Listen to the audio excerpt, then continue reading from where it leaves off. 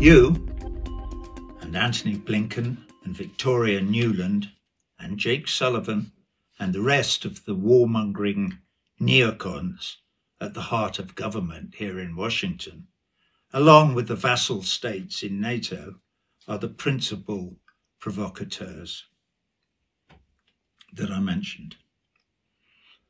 I am not apologizing for Mr. Putin, you understand, but just to glance fleetingly back at the history of the last 30 years or so, you could have done better.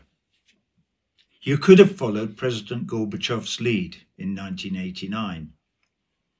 You could have kept Secretary of State Baker's promise not to advance NATO 1 yard closer to the Russian border than the eastern extremities of a reunited Germany.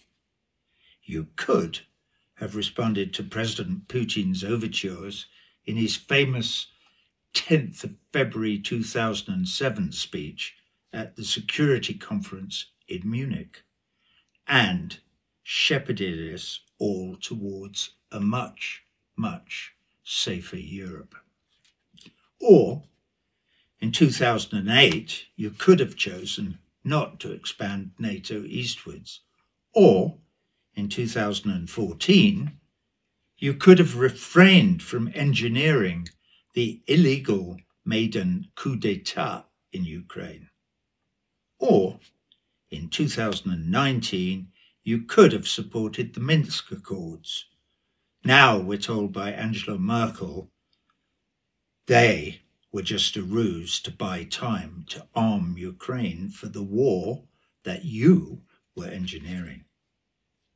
But they were also, the Minsk Accords that is, the platform that President Selenskij ran on during his presidential campaign.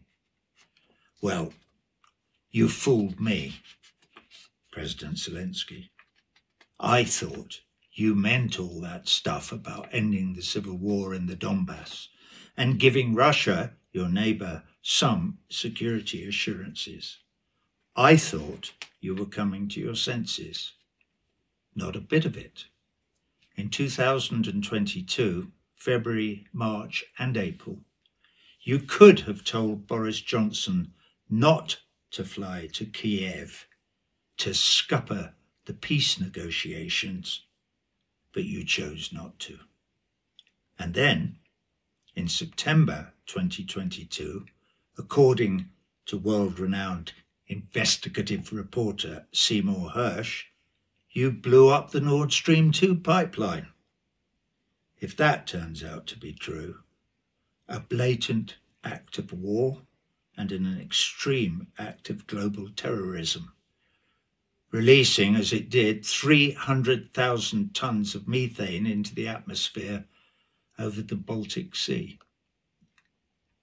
First you, Mr. President, boasted openly about your intention and ability to do it.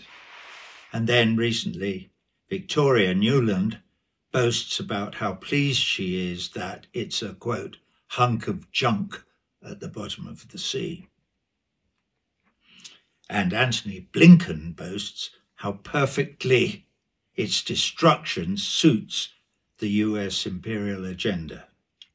And now, to cap it all off, you have your idiot mouthpiece, Nick Price, deny that the USA had anything to do with it.